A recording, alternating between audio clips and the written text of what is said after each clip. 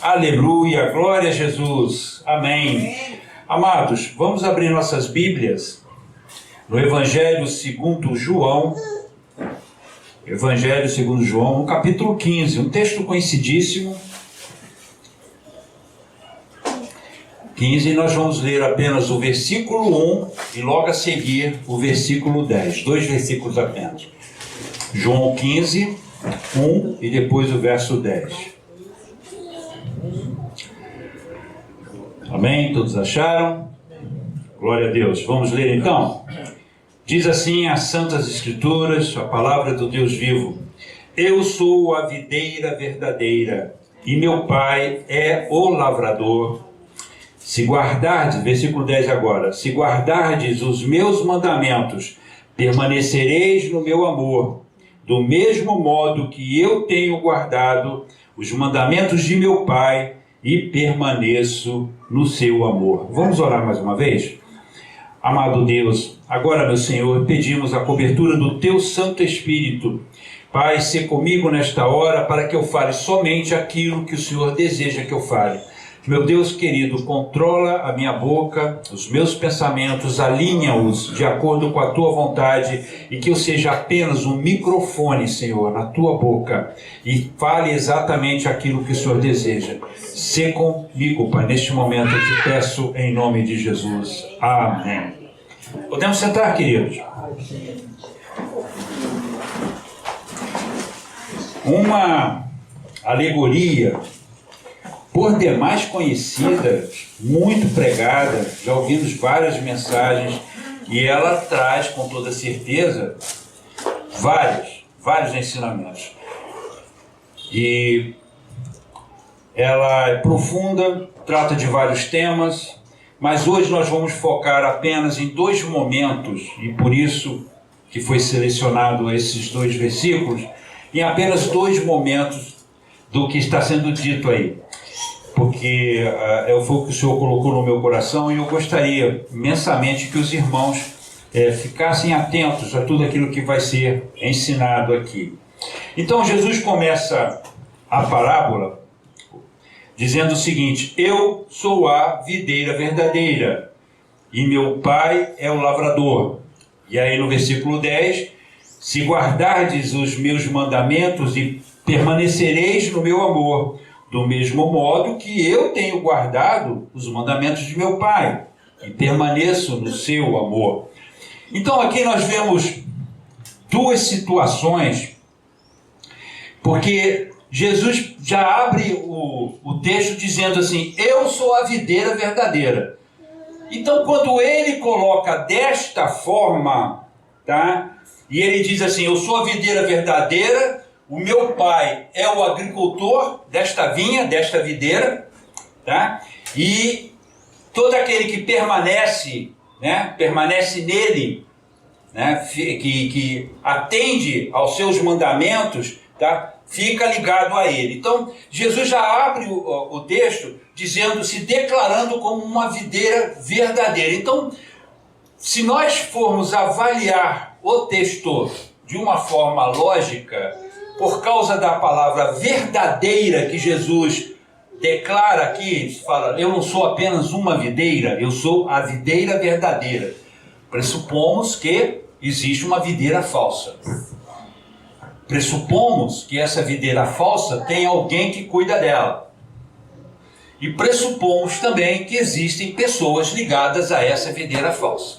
Então nós vamos concentrar hoje a nossa meditação nesse aspecto, tá? Nesse contraste que há entre a videira verdadeira e a videira falsa. Porque senão Jesus não falaria, né? Eu sou a videira verdadeira. Então no Antigo Testamento, irmãos, nós temos o símbolo da videira, ele é muito comum, e tem vários textos onde se associa a videira, tá, à nação de Israel. Então nós vamos encontrar isso em Salmos capítulo 80, versos de 9 a 16, Isaías capítulo 5, versos de 1 a 7, depois a partir do 27 e os versículos seguintes, Jeremias 2, 21, né, 12, depois Ezequiel 15, de 1 a 8, 17, de 1 a 21, e por aí vai, irmão. São vários textos onde mostram claramente, tá, o símbolo da videira com a nação de Israel. Então Jesus aqui declara: eu sou a videira verdadeira, isto é, aquela para quem Israel apontava, aquela que produz bom fruto. Jesus, em princípio, e aí acho interessante isso, irmãos, ele já substituiu o templo, as festas judaicas, Moisés, vários lugares santos, e nesse ponto ele substitui Israel como o próprio local santo, né, a nação santa, e com o próprio povo, como sendo o próprio povo de Deus. Então é interessante que exatamente nesse momento desse discurso, e quando é que foi feito esse discurso? Foi feito, gente, na última ceia. Na última ceia. Né? Então eram os últimos instantes de vida de Jesus. Né? E nessa oportunidade ele lança essa alegoria, essa parábola para os seus discípulos.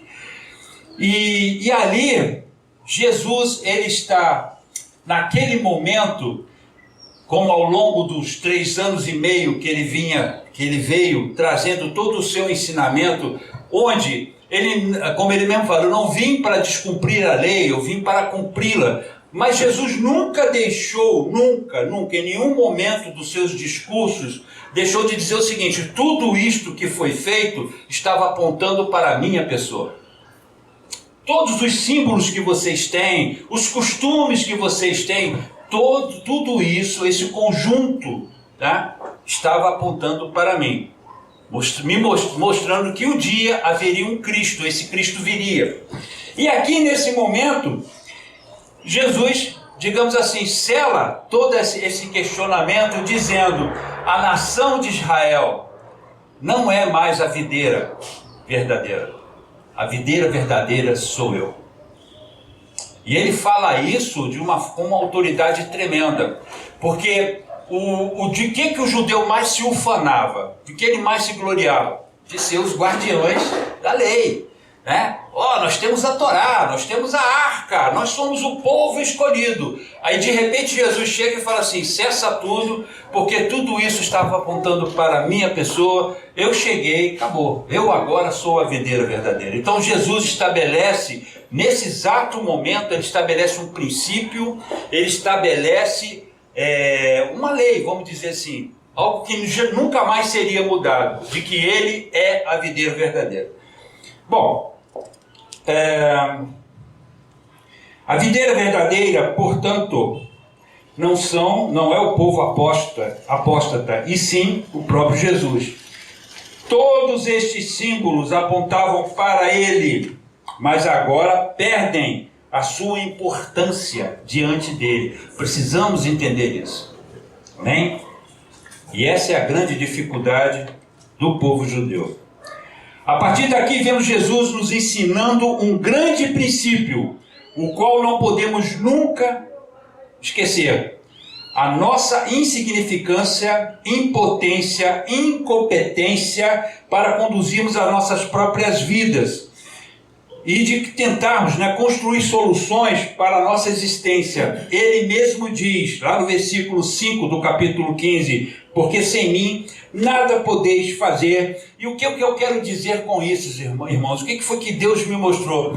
Porque se você for pegar a parábola, todo o texto de João 15, você vai ver vários ensinamentos, vários, tá? Mas o Senhor me chamou a atenção para um ensinamento. Qual é? Se você for avaliar desde o Éden, desde o Éden, você vai ver o homem tentando construir a sua própria solução, dentro do seu achismo, tá? Digamos assim, achar que ele pode alguma coisa, ele pode trazer soluções para si mesmo, ele pode construir algo para resolver a sua vida. E você vai ver isso a partir do Éden. Porque quando o homem peca lá no jardim, o que acontece ali? Qual foi digamos assim, a A rede, né? Qual foi esqueci a palavra agora, a que você joga para poder atrair, a isca. Qual foi a isca que Satanás lançou para o homem para trazer ele para o pensamento dele? Foi exatamente esse. Poxa, você não quer ser igual a Deus?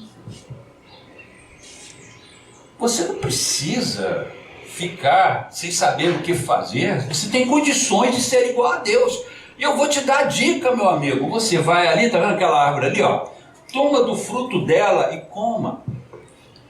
Irmãos, para pensar nisso. Desde o Éden, o homem vem buscando soluções para si mesmo, independente de Deus, sem consultar Deus. Aí você vai lá para a Torre de Babel.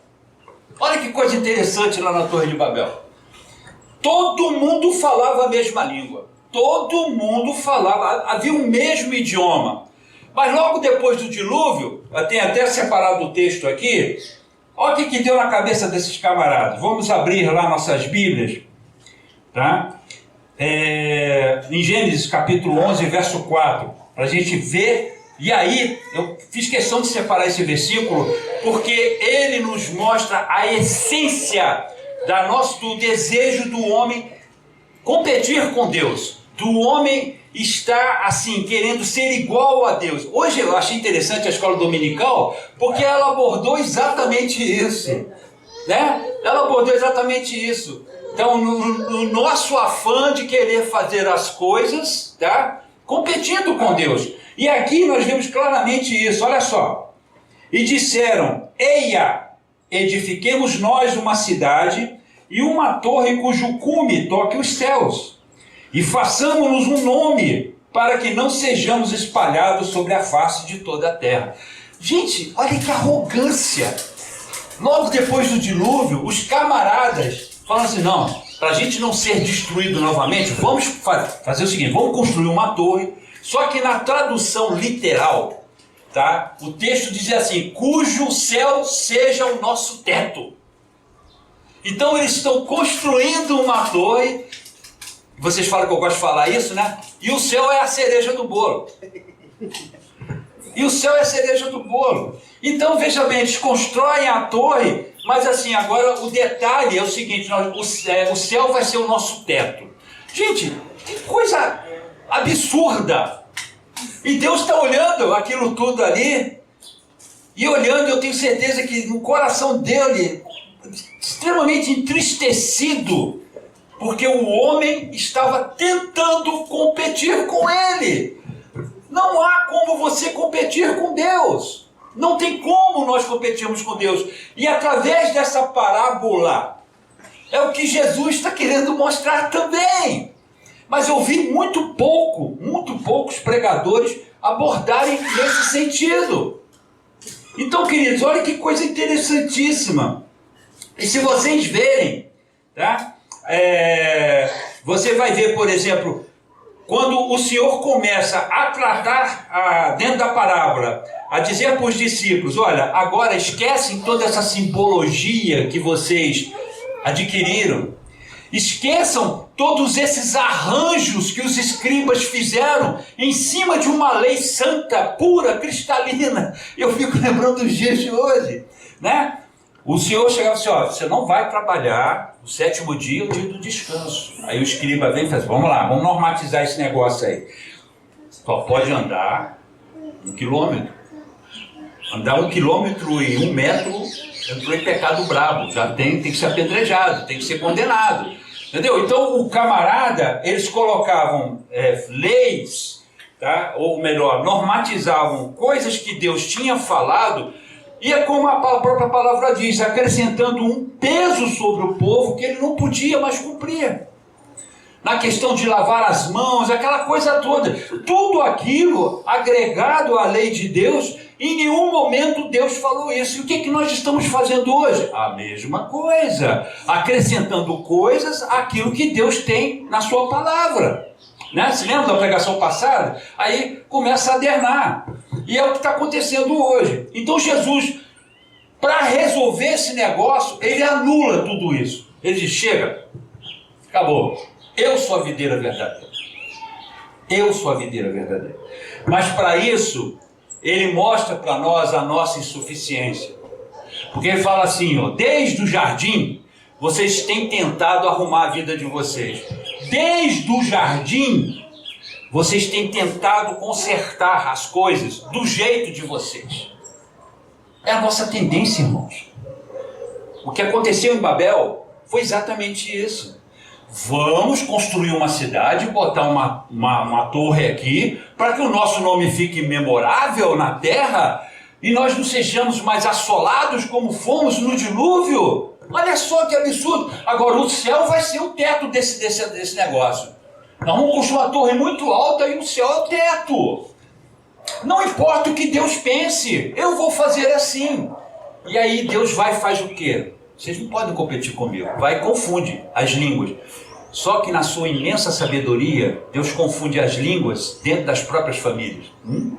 Ó, lição linda. Ele confunde a língua dentro das próprias famílias. Entre as famílias se falavam. Fora dela ninguém entendia ninguém. E a torre ficou ali parada. Vamos lá, queridos. Então, nós vemos aqui Davi, por exemplo. Davi já reconhecia essa questão da soberania de Deus, de que nós não podemos competir com ele, porque ele declara isso em 1 Crônicas 29, 14 e 15. Nós vamos ver quando Davi junta todo o material. Ele queria construir o templo. Deus falou, você não, sua mão está cheia de sangue, rapaz. Seu filho vai construir, junta o material para ele construir. Então, quando ele junta todo o material, ele faz uma oração que, sinceramente, eu considero essa oração uma das orações mais lindas registradas na palavra. Tem outras, bonitas também, mas essa oração, ela mexe comigo. Vem do coração de um homem que ama a Deus de extremo. Então ele diz assim, só esses 2 versículos, a oração depois vocês veem ela toda, ela é muito linda. E ele diz assim, 1 Crônicas 29, 14, porque quem sou eu e quem é o meu povo, para que pudéssemos oferecer voluntariamente coisas semelhantes? Porque tudo vem de ti, e do que é teu te damos. Do que é teu te damos. Porque somos estrangeiros diante de ti, peregrinos como todos os nossos pais, como a sombra são os nossos dias sobre a terra, e sem ti não há esperança. Olha só, é linda, toda a oração ela é lindíssima, mas esse pedaço aqui é quando Davi chega diante de Deus e diz assim, olha, o que adianta? Eu e meu povo não somos nada diante de ti, Deus. O que nós temos é teu. Como é que eu vou dizer, toma aqui, Senhor, o que diz Deus? Reuni todo o meu ouro, toda a minha prata. Não fala isso. E da tua mão é que nós estamos te dando. Então Davi começa a mostrar assim, Deus, nem a roupa que eu visto é minha. Deus, nem a carne que cobre os meus ossos é minha. Esse corpo não é nosso, é dele. Então Davi se coloca diante de Deus nessa condição, ele se anula, porque ele entende que ele não pode competir com Deus. Davi tinha essa compreensão, esse entendimento, era um camarada que consultava a Deus para qualquer negócio, e por isso chegou aonde chegou. Jesus, quando fala essa parábola, queridos, ele vem dizer assim, chega, até aqui vocês tentaram dar o jeito de vocês, e olha o resultado, está uma bagunça. Olha a nação de Israel como é que está. Então a partir de agora, eu sou a videira verdadeira. Acabou. Se nós lermos um pouquinho, nós vamos ver Jeremias. Eu também amo esse texto em Jeremias, capítulo 10, verso 23. E ele fala uma coisa lindíssima. O profeta Jeremias diz assim, eu sei, ó Senhor, que não é do homem o seu caminho, e nem do homem que caminha, ou dirigir os seus passos. Outro camarada que sabia a verdadeira condição dele, a condição humana dele. Ele era profeta, ele era um camarada eloquente, falava muito bem, mas ele reconhecia que não cabia a ele decidir sobre a sua vida. Ele reconhecia isso. Então, queridos, avançando um pouquinho, nós vemos o seguinte, Foi assim também com a nação de Israel e assim também hoje, quando tentamos competir com Deus através da ciência, com a filosofia e infelizmente também com a nossa teologia. O que foi que aconteceu com Israel no passado, irmãos? Eles se ufanaram tanto, se orgulhavam tanto do que eles eram. Somos os representantes de Deus nesta terra. Que nós falamos, Deus assina embaixo. Essa sempre foi a posição deles. E aí, Jesus vem e acaba com isso. Acaba com essa farra, se apresentando como videira. Agora, o que está acontecendo nos nossos dias? O que está acontecendo, meus irmãos, é que nós estamos tentando fazer a mesma coisa com esta palavra. E por que eu bato tanto nessa tecla? Os irmãos já devem ter reparado nisso. Porque eu considero essa palavra a coisa mais perfeita que existe em todo o universo. É a palavra de Deus. Gente, não contém a palavra de Deus, é a palavra de Deus. É a palavra de Deus. Quando abrimos esse livro, Deus começa a falar conosco. Hoje eu estava vindo no carro, a nossa irmã Helena dizendo: Cleiton, eu já li Timóteo umas 500 vezes e tem 500 interpretações. Tá? E se ela ler mais 500, vai ter outras 500 interpretações. Esse livro ele é insondável, porque é a palavra de Deus. E aí vem certos elementos, tá, que tentam converter esta palavra. Tentam subjugá-la com seu próprio conhecimento. E aí nós vamos lá para Daniel. Vamos lá para Daniel. Outro camarada formidável. Daniel 12:4. Olha o que Daniel fala, gente. Daniel diz assim. Isso, o anjo falando com ele. E tu, Daniel, encerra estas palavras. Sela este livro até o fim do tempo. Prestem atenção nisso. Muitos correrão de uma parte para outra, e o conhecimento se multiplicará. O que está acontecendo exatamente nos nossos dias? Vivemos a era da tecnologia. Tá? Nós podemos falar hoje em qualquer canto do mundo, através da internet. Hoje nós temos ao alcance dos nossos dedos qualquer resposta que nós venhamos a precisar, de consulta ou qualquer coisa parecida. Hoje você tem acesso a locais, tá, de uma maneira extraordinária.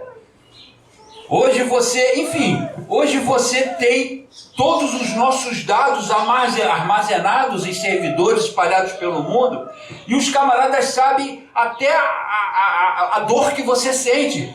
Conhecem o teu remédio que você toma. Ou pensem que não? Vocês acham que não? Eles sabem de todos os meus remédios, todos que eu tomo. Eles sabem das minhas doenças, conhecem os meus tratamentos, sabem de tudo, tudo de mim.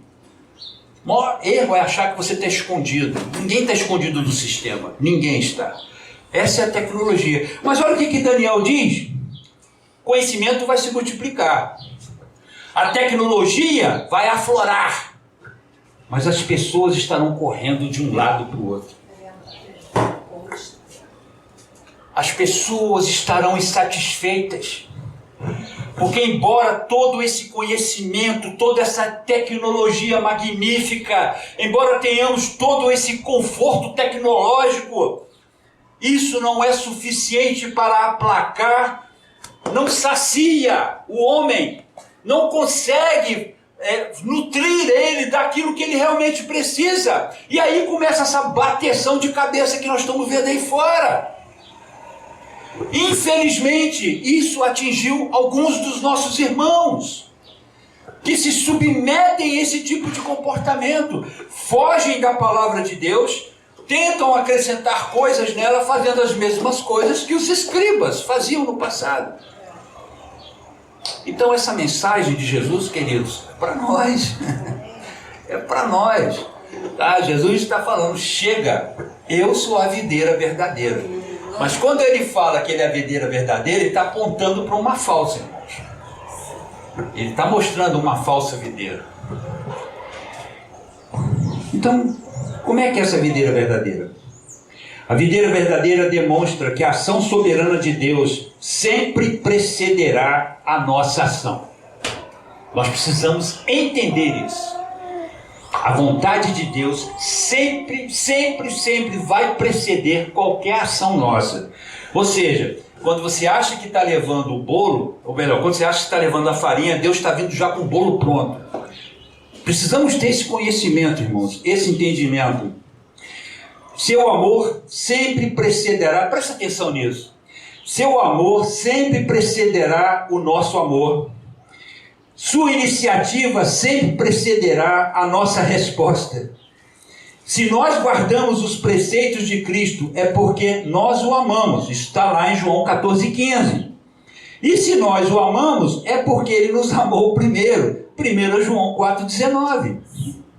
Assim, qualquer coisa boa que venhamos a fazer aos olhos de Deus, na verdade, será simplesmente uma resposta de gratidão a tudo que ele fez por nós. Pararam para pensar nisso? A gente acha, ó Deus, como eu te amo, Senhor, ó Deus, meu coração, Senhor, te exalta, eu sou tão feliz, Deus, e você começa a declarar seu amor por Deus, mas sabe por que nós fazemos isso? Fazemos isso porque Ele nos amou primeiro, e acontece aquilo que João fala, o teu amor me constrange, o teu amor me deixa sem graça, me deixa sem jeito. Jesus, como é que eu posso te negar alguma coisa? Como é que eu posso falar para o Senhor que eu não vou fazer isso? Diante de todas as coisas que o Senhor fez por mim. E aí, meus irmãos, a gente começa a entender o primeiro segredo, o segredo principal de nós nos alinharmos com essa videira. Lá em João 15,16, Jesus fala assim: não me escolhestes vós a mim, mas eu vos escolhi a vós, e vos nomeei para que vades e deis fruto, e o vosso fruto permaneça, a fim de que tudo quanto em meu nome pedirdes ao Pai, Ele vos conceda. A videira verdadeira nos apresenta um Deus cuidadoso, um Pai amoroso. E aí, acho interessante que vem logo o versículo 2, do capítulo 15, e olha só o que o versículo 2 diz: toda vara em mim que não dá fruto, atira e limpa toda aquela que dá fruto, para que dê mais fruto. João 15:2. Já vi alguns pregadores usarem esse texto em relação à perda de salvação. Eu sou uma das pessoas que crê que nós devemos e somos responsáveis pela nossa salvação. Somos responsáveis porque a salvação é um dom de Deus para nós, é um presente. Então temos que ser responsáveis com ela. Porém, o texto não fala disso, irmãos. E se você vai para o original, para estudar exatamente o que significa essa palavra tira, em algumas outras traduções está corta a vara e limpa ela. Tá? Na pesquisa que eu fiz, uma tradução mais clara da palavra grega airo, que quer dizer tira ou corta, não seria cortar, mas tomar e levantar. Comecem a prestar atenção nessa explicação. Esse mesmo verbo airo aparece com um significado diferente de cortar. Ele também tem esse significado de cortar. Porém, quando você vai estudar a palavra, eu vi o Carlos uma vez ensinando isso, você procure ler o contexto. Leia o contexto para que você possa ter um entendimento correto do que Deus está te falando. Se aquilo ainda não ficou claro, volta atrás ainda mais. Até a sua mente ser clareada e você entender nesse sentido. Aqui, exatamente nesse pedaço aqui, em nenhum momento Jesus está dizendo de cortar, lançar fora. Ele está falando de levantar, de erguer, de cuidar. Porque ele fala de cortar, mas ele fala a partir do verso 6, se eu não me engano. Então preste atenção.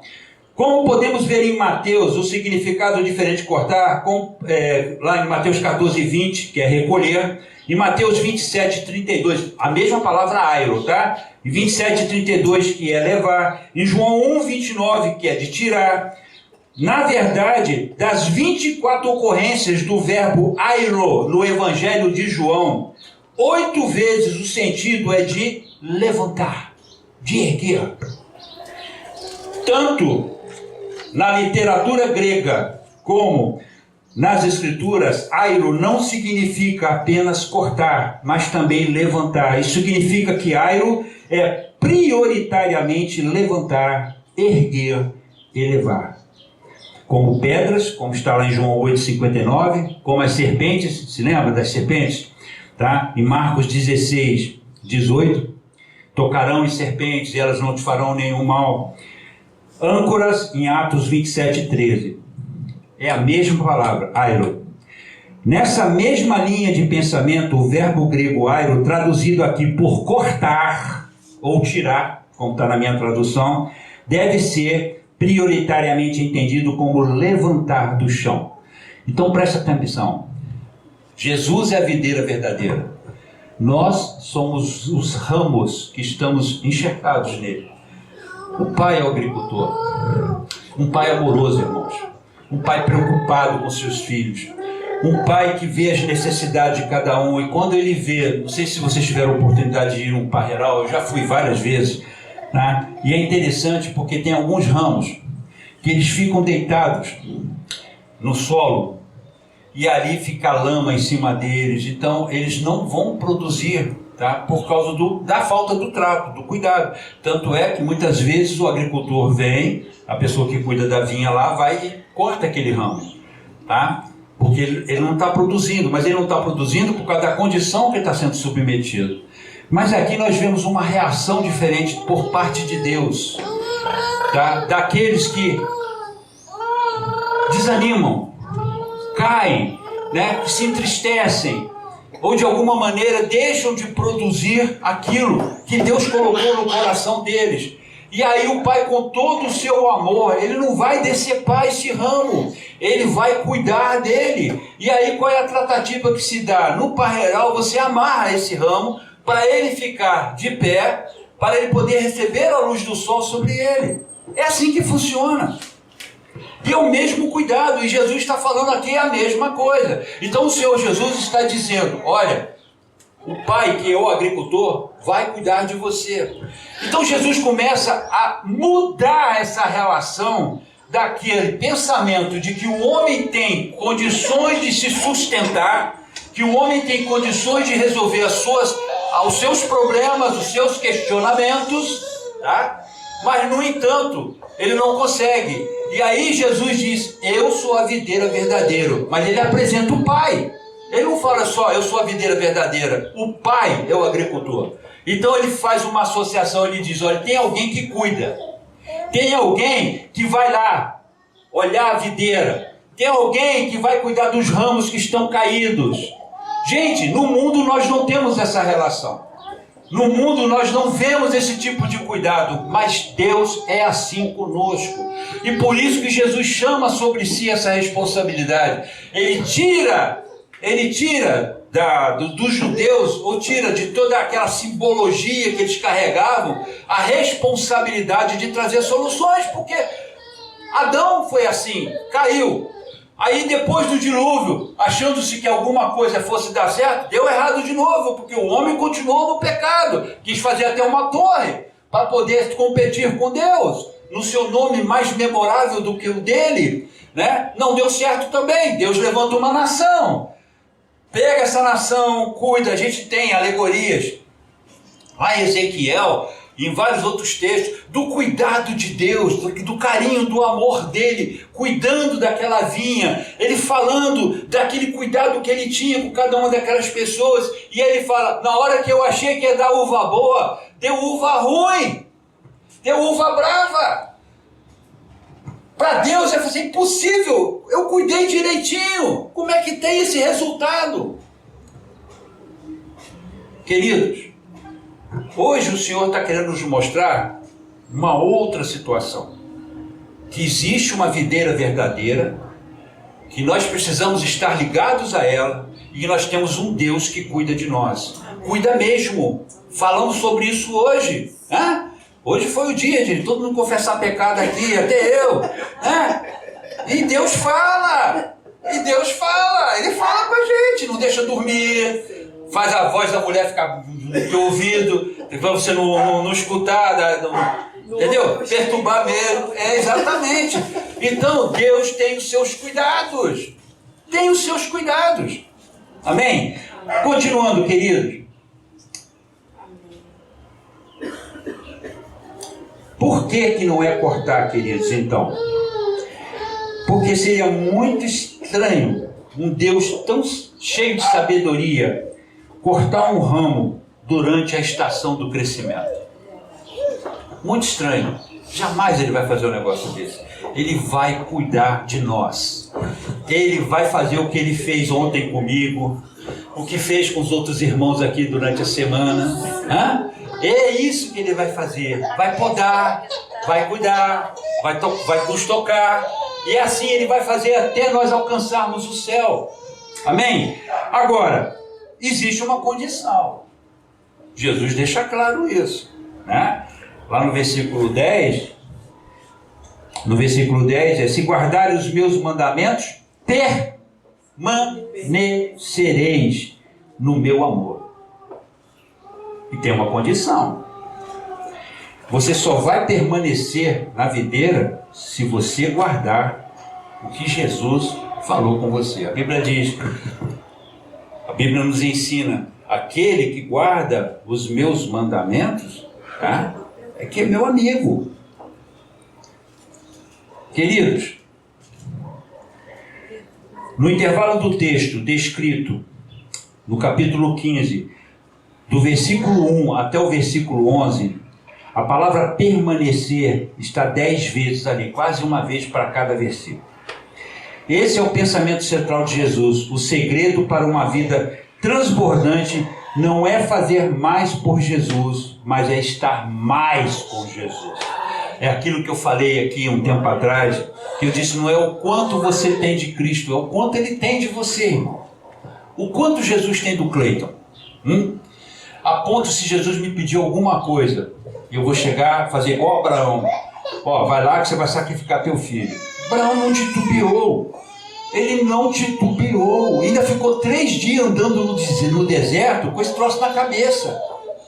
E com o filho dele perturbando a ideia dele, perguntando, pai, tá aqui, ó, tá o cutelo, tá o fogo, cadê o sacrifício? Cadê o animal para te matar? Fica frio, meu filho, Deus vai prover. Você imagina isso? Um garoto, um adolescente, perguntando isso para ele toda hora. Queridos, o quanto Jesus tem de mim? O quanto será que Ele tem de mim? Quando a prova chegar, quando os problemas vierem, quando as lutas acontecerem, o quanto que Jesus tem de mim? O desafio da permanência é passar dos deveres para um relacionamento vivo com Deus. Como já dissemos em outras ocasiões, o que vale não é o quanto quanto nós temos de Jesus, e sim o quanto Ele tem de nós.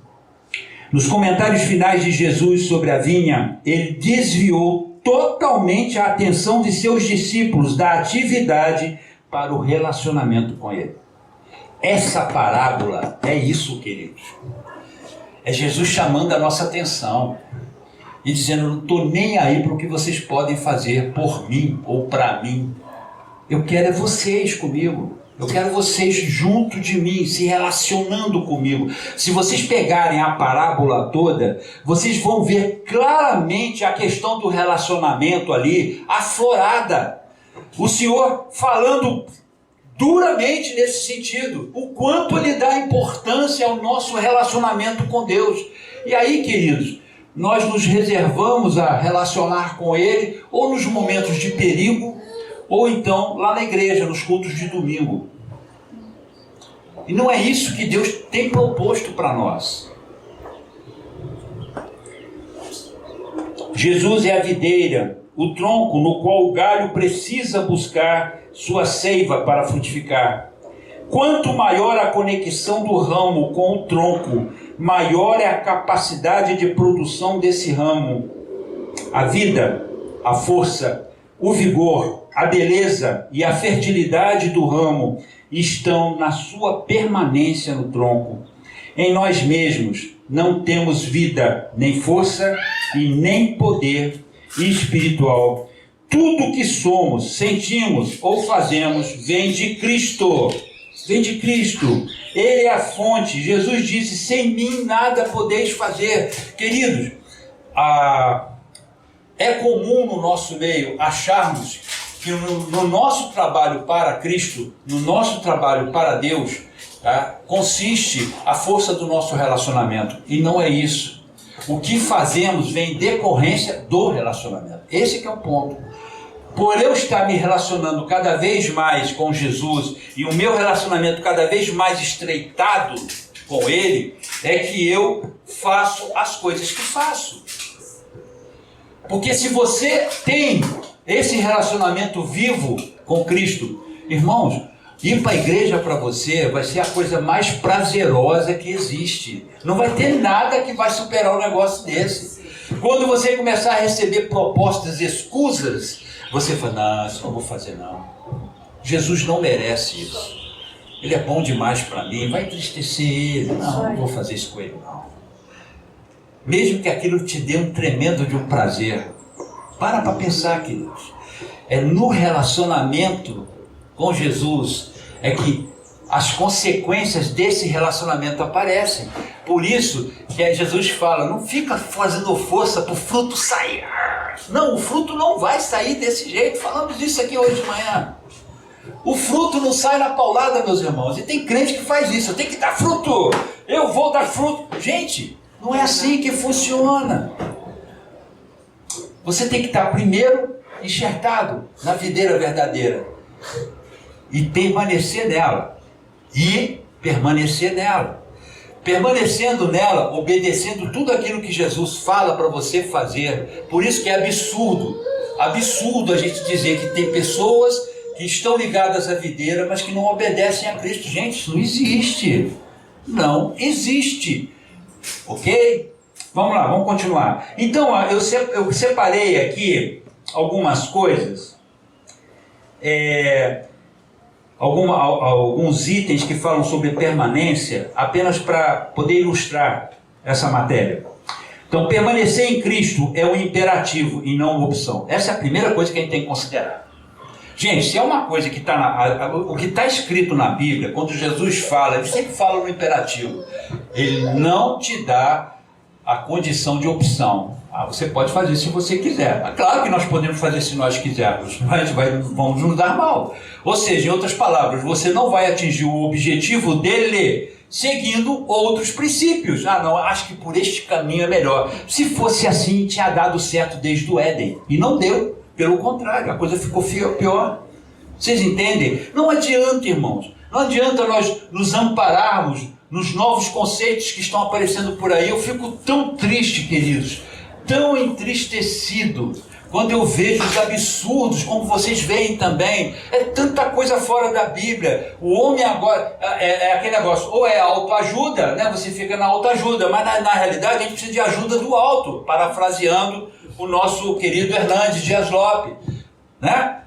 Você fica na autoajuda, mas não é autoajuda, é a ajuda do alto que nós precisamos. A ajuda tem que vir de Deus, é dele. Está provado que nós não somos absolutamente nada, estamos alinhados com o chão. A verdade, tanto é que é para lá que nós vamos, quando acabar a nossa vida. Então, queridos, a partir desta compreensão e sabedores de que eu tenho que permanecer na videira verdadeira, porque Jesus já falou, chega, chega, você está alinhado com essa coisa? Sai fora, se liga em mim. É em mim que você vai ter a seiva verdadeira, vai ter o alimento certo. E aí nós vamos lá. Permanecer em Cristo é um imperativo e não uma opção. Estai em mim e eu em vós, como a vara de si mesmo não pode dar fruto. Acabamos de falar sobre isso agora. Se não estiver na videira, assim também vós, se não estiverdes em mim. Ok? O fruto, ele vem como consequência do nosso relacionamento. Fruto do Espírito não é a igreja religiosamente, não é você tocar o teclado, não é você cantar no coral, não é você estar aqui no púlpito pregando. Isso ainda mais ainda. Ok? Isso não é fruto. Isso não é fruto. Vamos lá. Deus está mais interessado em nossa vida do que em nosso trabalho. Deus está mais interessado em relacionamento do que em atividade. Ele quer você mais do que as suas obras. Permanecer não equivale o quanto você conhece de teologia, mas o quanto você tem de sede de Deus. A outra coisa, queridos, é que permanecer em Cristo é vital para a salvação. Agora, isso aqui é importante, muito importante. Se alguém não estiver em mim, como eu falei, a partir do 6, a palavra cortar tem um outro significado. Entenderam bem? Existe o cortar ou tirar, no sentido que eu falei, tá? É claro isso, mas dentro do contexto certo. Qual é o contexto? Deus te erguendo. Caiu, levanta, eu te seguro, eu te amparo com a minha destra fiel, não vou te deixar, eu vou cuidar de você, não fica preocupado, falhou, está perdoado. Você está entendendo? É assim que funciona, esse cuidado, o cuidado do pai amoroso. Mas tem também ao cortar, de arrancar fora. Então vamos lá, se alguém não estiver em mim, será lançado fora como a vara e secará, e os que colhem a lançam no fogo e ardem. Se um ramo não permanecer na videira, agora pausa. Em qual condição que acontece isso? Se eu, Cleiton, não permanecer na videira. De quem é a escolha? Minha. Eu escolhi não permanecer. Entendem? Então não é Deus. Deus está lá. A videira continua ali. A seiva continua correndo ali. Mas se eu escolho não me ligar mais a ela, ou não ficar mais ligado a ela, é minha escolha. Então o texto é muito claro nesse sentido. Porque Jesus diz, se alguém não estiver em mim, se ele não está mais, não foi porque ele foi tirado fora. Ele quis pular fora. É diferente. Tá? E se um ramo não permanece na videira, esse ramo não tem vida, é lançado fora, jogado na fornalha e se queima. Jesus advertiu que se uma videira deixasse de produzir o fruto, sua madeira só servia para ser lançada no fogo.